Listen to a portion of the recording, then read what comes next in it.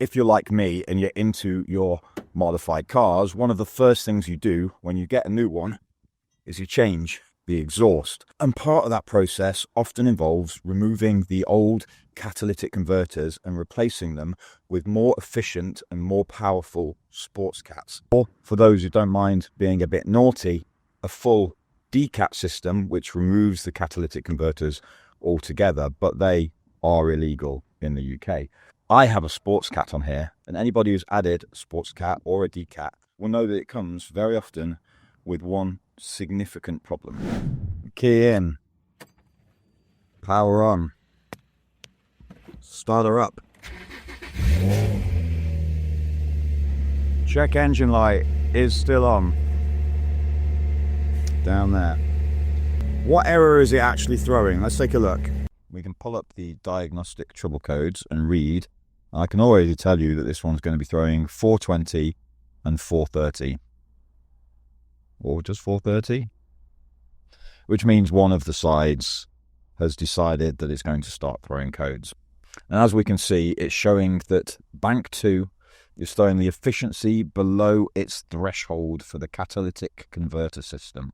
So the thing is with sports cats is that it's allowing more oxygen through, but it's still doing it within the limits of what can pass an emissions test, not within the limits of what the car thinks is acceptable. They're two slightly different things. So this thing will still pass an MOT emissions test, but the car thinks it's outside of its range, so throws an error code. There's two ways of fixing this, really. The permanent one, and the best one, is when you apply a tune to a car. So this car needs tuning for the fact that it's now got a better flow of air through the entire engine, and it can be more efficient. So it requires a tune, and when that happens, the boundaries of where the check engine light comes on are moved to account for that better flow of air. That's the best way of doing it, and that will be getting sorted as and when I get this tuned sometime early next year. But for now, there's another way of doing it, and it's with these, which are called Defoulers. And basically what these are going to do is sit between the catalytic converter and the O2 sensor and move it out. Oh, second one. Move it out ever so slightly away from the flow of oxygen so that the amount of oxygen moving over the sensor is lowered and it doesn't think there's too much going through. So these are called Defoulers. They're really cheap. You can buy them for about a tenner off eBay or loads of other places.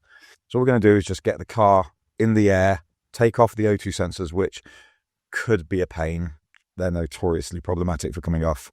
And then install these in between. It shouldn't be too difficult as long as the O2 sensors want to come off. So let's go hoist this thing into the air. Right, so we're in the air. If we come under the front of the car, like I say, I do have sports cats, so these are 200 CEL sports cats, so these will still pass an MOT despite letting a better flow of air through. And these are the two oxygen sensors, so there's one on each side, one over there, one here. They can notoriously be a bit of a pain to remove, so I'm going to start by dousing them with some WD-40 rust penetrator and then seeing if I can just get them off with the impact and a special O2 sensor remover bit, which I'll show you now. So this is a typical O2 sensor remover socket. It's a 22mm, goes onto a 1/2-inch driver, and you'll see it's got this big hole down one side, which is really important because these sensors have got the wires protruding from them, which means you can't get a normal socket straight over the top, and you have to use these to slip over it like that and then grab the thing. Now I'm realizing that these come down at a slight angle, so the easiest way for me to do this is probably going to be to put that on and then run some really long extensions all the way out this side of the car and then try the impact and then try the breaker. So I'm just going to do that, but I'm going to first disconnect the sensors from where they plug in so that if they start to spin when they're coming out, they don't twist the wires. The thing can just do. Worst case is these sensors get wrecked and it's so fine because I've got actually another set from when I bought these cats. They came with new oxygen sensors. So yeah, let's just try that. But first, I'm just going to douse them with WD-40 Specialist Rust Penetrator. So give them a coat of this, give it 10 minutes, and then hit them with the driver, see what we can do. We've got some long extension bars we can pull out for it. With a few blasts from a torque wrench on like setting 2, this first one came off easy enough, and so this is what we're dealing with. It's the oxygen sensor at the end, which we're not going to touch. And all we're going to do is put this over the end, or actually probably just put this into the cat itself, tighten this up, and then reinsert this back into it, and it's just moved slightly. So yeah, let's just do that.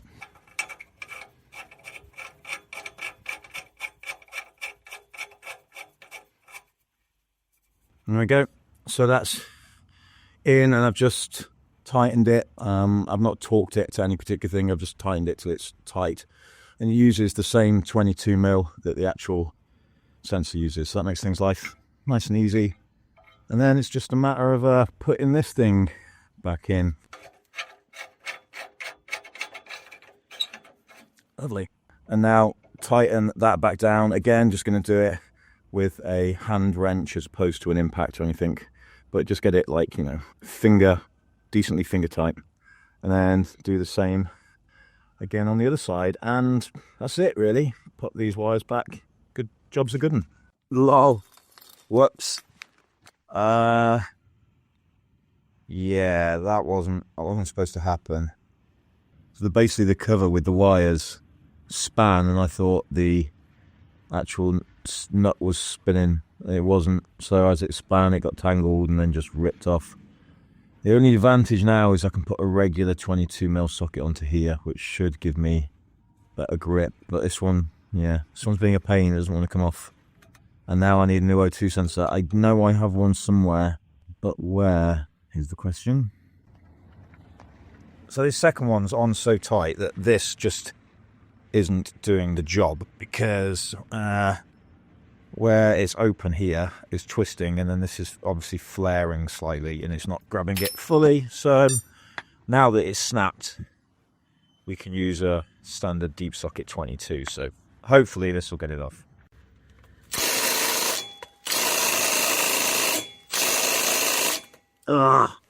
Nope. So time for the breaker bar, which means I'm going to have to get under there. So I tried this trick where you put a breaker bar against the bolt and then the breaker bar on the ground, and you lower the car onto the breaker bar, which causes it to rise. It's bent my goddamn breaker bar. Yes!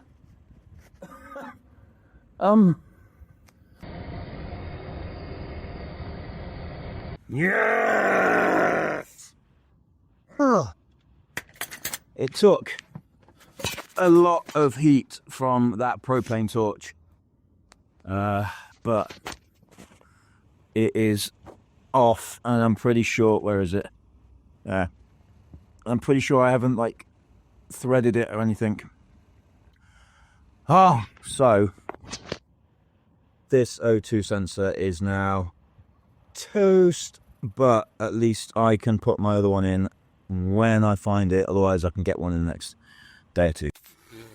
The problem with 20-year-old cars is they look cool as hell. They're like the best looking cars on the road in my personal opinion, but 20-year-old bolts, screws, sockets, everything that's rusty is a pain, and it makes every job way more difficult, but it makes every job way more satisfying when you finally get it.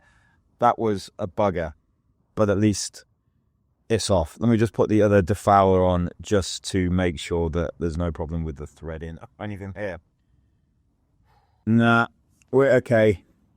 Defouler has gone on. It's all nice and tight. No threading issues. Thank goodness. I'm just obviously missing an O2 sensor now, so I know I have one somewhere. Otherwise, off to eBay to find one, but whatever. It's not too big of a deal. The big deal is the fact that the Defoulers are on, and it should hopefully fix that check engine light issue. Unfortunately, the only way I'm going to know for certain if it's fixed the check engine light issue is getting the other O2 sensor, plugging it in, and then driving for a bit, because it takes somewhere between an hour and 3 hours to come on, usually after I've reset it in the ECU. So the only way I'm going to know if it's fixed it is to see if it's fixed it. But unless I wait for it to hypothetically come on, I don't know how I can end this video. I know. I'll pin a comment, top comment down below. It'll either be so far so good, or we've had continuing issues. So if you want to know if this has all worked, check the top comment and you'll be able to see, no matter what time in the future you come to see this video, whether or not that thing is still working. But fingers crossed that's that issue sorted, and she's going to be all ready for MOT on Thursday. I think she's all good. I put all the right work in. We've got brand spanking new tires on the back, so that's not going to be an issue anymore. Anyway, that's that. Hopefully if you have to do this, you have less of an issue than me. But if you are having the issues, fire is your friend. Get it nice and hot and then hit it with the impact, and hopefully you manage to get them off as well. Anyway, whatever you do with the rest of your day, folks, have a wicked one, and I'll see you in the next video. Take it easy, peeps. Bye bye.